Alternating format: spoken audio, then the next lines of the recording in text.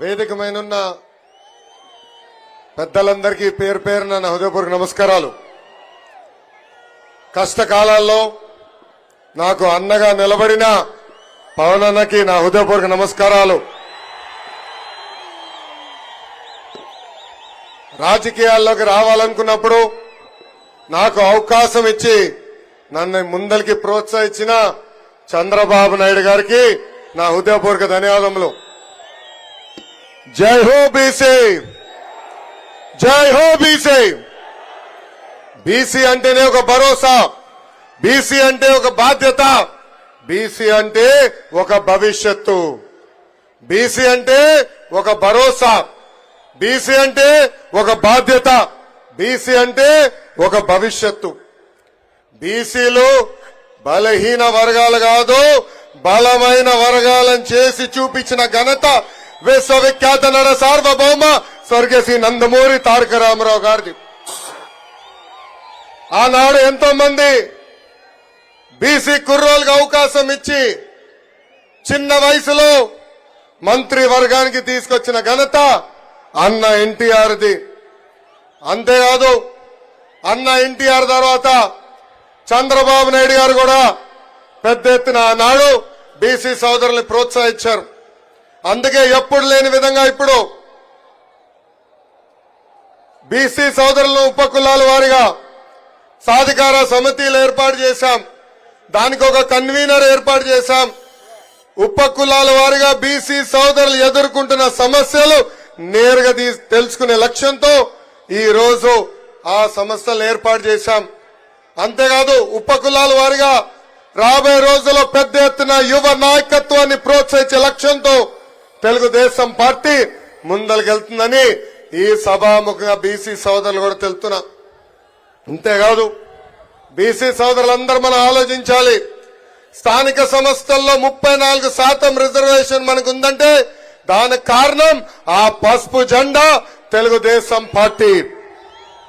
బీసీల కోసం sub plan ద్వారా 36,000 కోట్ల రూపాయలు ఖర్చు పెట్టిన party Telugu Desam party. BC corporation కి 3,000 కోట్ల రూపాయల నిధులు కేటాయించి 4,20,000 మంది మన బీసీ సోదరుల నుంచి పేదరికం నుంచి బయటికి తీసుకొచ్చిన పార్టీ తెలుగుదేశం పార్టీ. ఆదరణ పథకానికి 1,000 కోట్ల రూపాయలు కేటాయించి పన్నిమోట్లు కూడా అందజేసిన పార్టీ మన party Telugu Desam party. Best available schools, skill development, study circles, విదేశీ విద్య లాంటి అనేక సంక్షేమ కార్యక్రమాలు తీసుకొచ్చిన జెండా మన పసుపు జెండా. చేనేత సోదరులకి, మత్స్యకారులకి, కల్లు గీత కార్మికులకి 50 సంవత్సరాల్లోనే పెన్షన్ కూడా ఇచ్చిన పార్టీ తెలుగుదేశం పార్టీ. ఆనాడు మన ప్రభుత్వ అధికారంలో ఉన్నప్పుడు కేంద్రంలో ఏకంగా బీసీ సోదరుల కోసం ఒక మినిస్ట్రీ ఉండాలని ఆనాడు తీర్మానం కూడా చేసిన పార్టీ మన పార్టీ. కానీ ఈ సైకో జగన్ ముఖ్యమంత్రి అయిన తర్వాత బీసీ సోదరులకి వెన్నుపోటు పొడిశాడు. ఆనాడు ఏకంగా బీసీ సోదరులు వెన్నుముక్క అన్న వ్యక్తి ఈ రోజు బీసీ సోదరులు వెన్నుముక్క ఈ రోజు ఇరగొట్టాడు. స్థానిక సంస్థలో 10% రిజర్వేషన్ తగ్గించి 16,000 మంది బీసీలకి ఏకంగా పదవులు దూరం చేశాడు. అంతేకాదు ఈ రోజు మనందరం చూస్తే 8,000 ఎకరాల బీసీ సోదరుల అసైన్ ల్యాండ్ ని వెనక్కి తీసుకున్న పార్టీ ఈ వైకాపా పార్టీ. ఆదరణ పథకం రద్దు చేశారు. ఆనాడు ఆదరణ పథకం కింద మన బీసీ సోదరులు 10% డబ్బులు కడితే కనీసం ఆ డబ్బులు ఈ రోజు రిటర్న్ ఇచ్చే పరిస్థితుల్లో లేరు. ఇంకా బీసీ కార్పొరేషన్ నిధులు లేవు. 56 కార్పొరేషన్ ఏర్పాటు చేసిన చంకలు గుద్దుకున్న వ్యక్తులు ఈ రోజు ఏకంగా కార్పొరేషన్ చైర్మన్ కి కుర్చీ గాని టేబుల్ ఇచ్చే పరిస్థితిలో లేదు.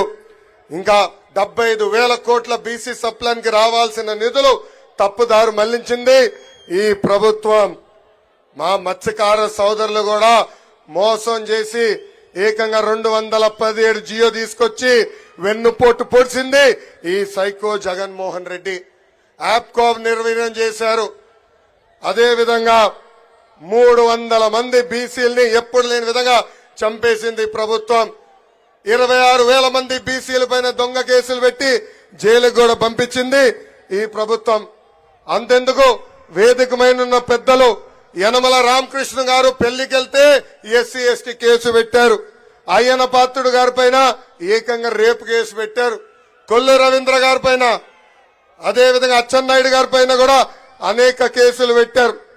నిన్నగాక మొన్న నంద్యాల తెలుగుదేశం పార్టీ అధ్యక్షులుగా రాజశేఖర్ గారిని నియమిస్తే ఆ బీసీ నాయకుడి పైన 2 రోజుల క్రితం ఏకంగా రౌడీ షీటర్ కూడా ఓపెన్ చేసింది ప్రభుత్వం. ఈ ప్రభుత్వం ఒకటి చెప్తున్నా, మీరు పెట్టే ఎఫ్ఐఆర్లు మడిచి ఎక్కడ పెడతారో పెట్టుకోండి. 2 నెలలు మా ప్రభుత్వం వస్తుంది. రెడ్ బుక్ లో ఉన్న ప్రతి పేరుకి వసూలు చేసి తీసుకొచ్చే బాధ్యత నేను తీసుకుంటా. అంతేకాదు వాళ్ళ పార్టీకి చెందిన మంత్రులు, ఎంపీలు, ఎమ్మెల్యేలు ఏం ఆడుతున్నారో మనందరం చూసాం.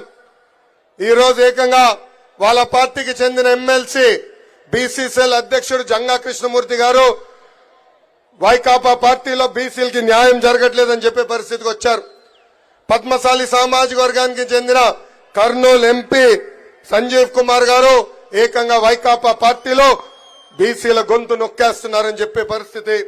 ఇంకా పార్థసారథి గారు కూడా సీనియర్ నాయకుడు, మంత్రిగా చేసిన వ్యక్తి, అనేక సార్లు ఎమ్మెల్యేగా పనిచేసిన వ్యక్తి, కనీసం ఆయనకి అపాయింట్మెంట్ ఇచ్చే పరిస్థితిలో ఈ ప్రభుత్వం లేదంటే బీసీలంటే ఎంత చిన్న చూపో మనందరం ఒక్కసారి ఆలోచించాలా. అదే తెలుగుదేశం పార్టీలో బీసీ సోదరులను ప్రోత్సహించాం. ఆనాడు ఆర్థిక శాఖ మంత్రిగా యనమల రామకృష్ణ గారు పనిచేశారు. కేంద్రంలో ఎర్రం నాయుడు గారు 2 సార్లు మంత్రిగా పనిచేశారు. ఇంకా మన రాష్ట్రంకి వచ్చే గల అనేక మంది బీసీ నాయకుల్ని మంత్రులుగా మనం ప్రోత్సహించాం. ఇంతేకాదు ఒక టీటీడీ చైర్పర్సన్ అన్నా, టుడా చైర్మన్ అన్నా ఏకంగా బీసీలని ప్రోత్సహించిన పార్టీ తెలుగుదేశం పార్టీ. ఇప్పుడు బీసీ సోదరులందరం మనం ఆలోచించాలా, ఆ పదవుల్లో ఈ రోజు ఎవరు కూర్చుంటున్నారని. ఇంతేకాదు మనందరం చూశాం, 10వ తరగతి కుర్రోడు అమర్నాథ్ గౌడ్ని ఎంత కిరాతకంగా చంపేశారో వైకాపా నాయకులు. అమర్నాథ్ గౌడ్ చేసిన తప్పేంటో తెలుసా? వాళ్ళ అక్కని వేధిస్తున్న వైకాపా నాయకులు వ్యతిరేకంగా మాట్లాడతాం, పోలీస్ స్టేషన్కి వెళ్లి కేసు పెడతాం. ఆ కుర్రోడిని ఏకంగా కొట్టి అతను చదువుకున్న పుస్తకాల నుంచి కాగితాలు చింపి నోట్లో కుక్కేసి కాలు చేతులు కట్టి పెట్రోల్ పోసి తలగలు పెట్టారు ఈ వైకాపా నాయకులు. ఈ రోజు ఆ చెల్లమ్మని చదివిస్తుంది నా తల్లి భువనేశ్వరి అమ్మ. అది తెలుగుదేశం పార్టీ కంటే బీసీలంటే ఎంత చిత్తశుద్ధో. ఇంతేకాదు తెలుగుదేశం పార్టీకి చెందిన నాయకులు నందం సుబ్బయ్య గారు, చంద్రయ్య గారు, జాలయ్య గారిని ఎట్లా కొట్టే చంపేశారో మనందరం చూసాం. ఏకంగా వాళ్ళ అంత్యక్రియలు కూడా మన నాయకుడు చంద్రబాబు నాయుడు గారు వెళ్లే పరిస్థితి మనందరం చూసాం. విజయనగరంలో కృష్ణ మాస్టర్ గారిని ఏకంగా బొలేరో తీసుకుని గుద్ది చంపేశారు. ఇనుప రాడ్లు తీసుకుని కొట్టి ఎలా చంపేశారో మనందరం చూసాం. ఇంకా ధర్మవరంలో మా పద్మశాలి సోదరులు వాళ్ళు నేసిన బట్టన్ని ఇక్కడ విజయవాడలో వైకాపా నాయకులు అమ్మారు. వాళ్ళకి బాకీలున్నారని పద్మశాలి నాయకులు వెళ్లి అక్కడ విజయవాడలో వైకాపా నాయకులు అడిగితే ఏకంగా వాళ్ళ షర్టు ప్యాంటు విప్పి కింద కూర్చోబెట్టి వీడియోలు తీసి బయటకు వదిలేసే పరిస్థితి మనందరం చూసాం. అంతేకాదు నా పాదయాత్రలో శ్రీకాళహస్తి నియోజకవర్గంలో రజక సామాజిక వర్గానికి చెందిన మునిరాజమ్మ నన్ను కలిసింది. ఆ తల్లి ఆమె బాధలు వ్యక్తం చేసింది. అక్కడున్న బడా చోర్ బిఎఫ్ మధుసూదన్ రెడ్డి చేసి ఏదో పనులు ఎండగట్టింది. అది చూసిన తర్వాత ఏకంగా అక్కడున్న శాసనసభ్యుడు వెళ్లి ఆమె షాప్ ని ధ్వంసం చేశారు. ఆమెను అన్ని రకాలుగా ఇబ్బంది పెట్టారు. ఆ అమ్మకి అన్నగా నిలబడిన వ్యక్తి మన నాయకుడు చంద్రబాబు నాయుడు గారు. ఆయన ప్రోత్సాహంతో మళ్లీ ఆ తల్లి షాపు పెట్టుకునే పరిస్థితి. ఈ సభాముఖంగా అడుగుతున్న జగన్ని, ఇదేనా మా బీసీలకి నువ్వు ఇచ్చే గౌరవాన్ని? పాదయాత్రలో బీసీలు ఎదుర్కొంటున్న సమస్యలు నేరుగా నేను తెలుసుకున్నా. ఆనాడు ఆదరణ పథకం కింద రజక సోదరులకి వాషింగ్ మెషిన్ ఇచ్చాం. కానీ ఈరోజు ఆ వాషింగ్ మెషిన్లన్నీ పక్కన పెట్టేసే పరిస్థితి వచ్చింది. రజక సోదరులు అడిగా, ఎందుకు మీరు వాడట్లేదంటే పెరిగిన కరెంట్ ఛార్జీల వల్ల మేము వాషింగ్ మెషిన్ వాడుకోలేకపోతున్నాం అని చెప్పారు. కల్లు గీత కార్మికులకి పనిముట్లు ఇవ్వట్లేదు. ఏకంగా ఎక్సైజ్ అధికారులు వచ్చి పెద్ద ఎత్తున వాళ్ళని ఇబ్బంది పెడుతున్నారు. రియల్ ఎస్టేట్ డెవలప్మెంట్ వల్ల కల్లు గీత కార్మికులకి కావాల్సిన చెట్లు కూడా కొట్టేసే పరిస్థితి నేను స్వయంగా చూసా. చేనేతలకి ఆనాడు ఉచితంగా కరెంట్ అందజేశాం. సబ్సిడీ ద్వారా అనేక పరికరాలు అందజేశాం. 50% సబ్సిడీతో మగ్గాలు ఇచ్చాం, కలర్ సబ్సిడీ ఇచ్చాం, యాన్ సబ్సిడీ ఇచ్చాం. ఈ రోజు ఈ ప్రభుత్వ అధికారులకు వచ్చిన తర్వాత అవన్నీ రద్దు చేసింది. ఇంకా మా యాదవ సోదరులు కూడా ప్రోత్సహించడానికి గతంలో గొర్రెలు మేకలు పెట్టుకునే కూడా డబ్బులు ఇచ్చాం. మినీ గోకులాలు కట్టాం. ఏకంగా బంజర భూములు కూడా ఆనాడు అందజేశాం. ఈ రోజు ఈ ప్రభుత్వ అధికారులకు వచ్చి గోపాల మిత్రులు మెడబట్టుకుని బయటికి గెంటేసింది. వాళ్ళని కూడా అన్ని రకాలుగా ఇబ్బంది పెట్టింది ఈ ప్రభుత్వం. ఇంకా మా మత్స్యకార సోదరులకి గతంలో సబ్సిడీ ద్వారా వలలు అందజేశాం, బోట్లు ఇచ్చాం, ఏకంగా ఐస్ బాక్సులు మోపెడ్లు కూడా అందజేశాం. ఈ ప్రభుత్వం వాళ్ళని కూడా మెడబట్టి రోడ్డు బయట గెంటేసింది. బీసీ సోదరులకు ఎదుర్కొన్న సమస్యలు పాదయాత్రలు తెలిసిన అవకాశం నాకు వచ్చింది. ఆ నివేదిక వేదికమైన పెద్దలకు అందజేశాం. అది మన అధ్యక్షులు చంద్రబాబు నాయుడు గారు బీసీ డిక్లరేషన్ లో భాగంగా మన సమస్యలు పరిష్కరిస్తారు. 2019లో నేను పోటీ చేయాలనుకున్నప్పుడు చంద్రబాబు నాయుడు గారు మీ రాష్ట్రంలో ఎక్కడ పోటీ చేయాలనుకుంటున్నారని నన్ను అడిగారు.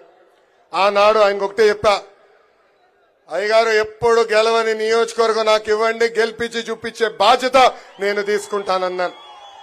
ఆనాడు నన్ను మంగళగిరికి పంపించారు. 21 రోజుల ముందర వచ్చాను. స్వల్ప మెజారిటీతో ఓడిపోయాను. కానీ గత 4 సంవత్సరాలు 10 నెలలుగా మంగళగిరి ప్రజలు నమ్ముకుని ఎప్పుడు లేని విధంగా సంక్షేమ అభివృద్ధి కార్యక్రమాలు ఈ పసుపు జెండా చేసింది. ఆంధ్ర రాష్ట్రంలో ఎక్కడ జరిగిన విధంగా 29 సంక్షేమ కార్యక్రమాలు మన నియోజకవర్గంలో మనం చేశాం. మంగళగిరి ప్రజలందరికీ నేను శిరసు వంచి పాదాభివందనం చేస్తున్నాను. నాకు మీరు అండగా నిలబడ్డారు, నన్ను మీరు ప్రోత్సహించారు. మీరు ముందరికి నడవండి, మీకు అండగా నిలబడతానని నాకు మీరు కొండంత బలం అందజేశారు. అందుకే ఈ సభాముఖంగా చంద్రబాబు నాయుడు గారు నేను కొన్ని మంగళగిరి ప్రజల తరపున కోరుతున్నా. మొదటిది, కొండపోరంబోకు ఫారెస్ట్ భూముల్లో, ఇరిగేషన్ భూముల్లో, ఎండోమెంట్ భూముల్లో, రైల్వే భూముల్లో దశాబ్దాలుగా మంగళగిరి ప్రజలు అక్కడ ఉంటున్నారు, ఇల్లు కట్టుకున్నారు. 1 తరం కాదు, 2 కాదు, 3 తరాలుగా అక్కడ ఉంటున్నారు. ఆ భూములన్నీ రెగ్యులరైజ్ చేయాల్సిన బాధ్యత మన పైన ఉంది సార్. రెండోది, మంగళగిరి నియోజకవర్గంలో ఉన్న నిరుపేద కుటుంబాల కోసం 20,000 ఇల్లు కూడా కట్టించాల్సిన బాధ్యత మన పైన ఉంది. మూడోది, పద్మశాలీలంటే చేనేతలు అనుకుంటాం, కానీ మంగళగిరి నియోజకవర్గంలో పెద్ద ఎత్తున పద్మశాలి సోదరులు స్వర్ణకారులుగా ఉన్నారు. వాళ్ళని ఆదుకునేదానికి ఒక ప్రత్యేక కార్పొరేషన్ కూడా ఏర్పాటు చేయవలసిందిగా పెద్దల్ని నేను కోరుతున్నాను. పెద్దల ఆదేశాల మేరకు మంగళగిరిలో మేము ఒక పైలట్ ప్రాజెక్ట్ చేశాం. టాటా సంస్థతో ఒప్పందం కుదిరించుకున్నాం. ఏకంగా మగ్గాల పైన ఉన్న చేనేత సోదరుల ఆదాయం రెట్టింపు కూడా చేశాం. ఆ కాన్సెప్ట్ ని మంగళగిరిలోనే కాదు రాష్ట్ర వ్యాప్తంగా తీసుకెళ్లాలని ఈ సభాముఖ పెద్దలు కోరుతున్నా. అంతేకాకుండా 4వ హామీ, ఆనాడు అమరావతి మాస్టర్ ప్లాన్ లో ఇక్కడున్న రైతులు కొంతమంది భూముల్ని U1 జోన్ లో పెడతాం జరిగింది. దానివల్ల రైతులు కొన్ని ఇబ్బందులు ఎదుర్కొన్నారు.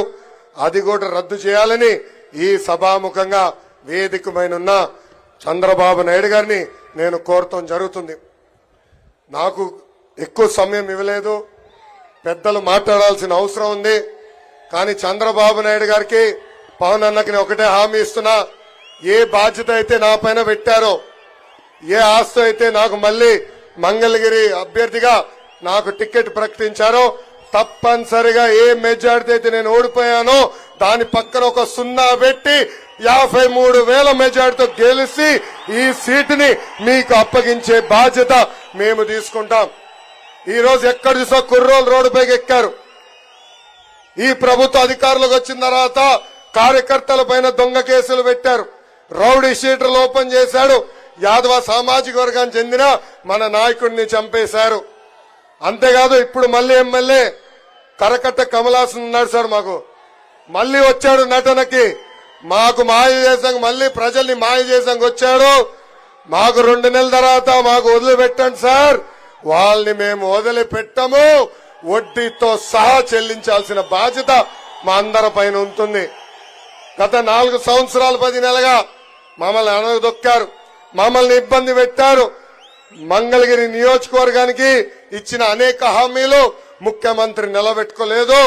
తప్పనిసరిగా నేను శాసనసభ్యుడిగా ప్రమాణ స్వీకారం చేసిన మొదటి క్షణం నుంచి వాళ్ళు ఇచ్చిన హామీలు నిలబెట్టుకుందన్ని నిలబెట్టుకుంటానని ఈ సభాముఖంగా మీ అందరికీ తెలుపుకుంటూ, నాకు ఈ అవకాశం ఇచ్చిన మంగళగిరి ప్రజలకి, కార్యకర్తలకి, పవన్ అన్నకి, చంద్రబాబు నాయుడు గారికి, జనసేన పార్టీ నాయకులందరికీ పేరు పేరున నా హృదయపూర్వక ధన్యవాదాలు తెలుపుకుంటూ నేను సెలవు తీసుకుంటున్నాను. జోహార్ అన్న ఎన్టీఆర్, జోహార్ అన్న ఎన్టీఆర్.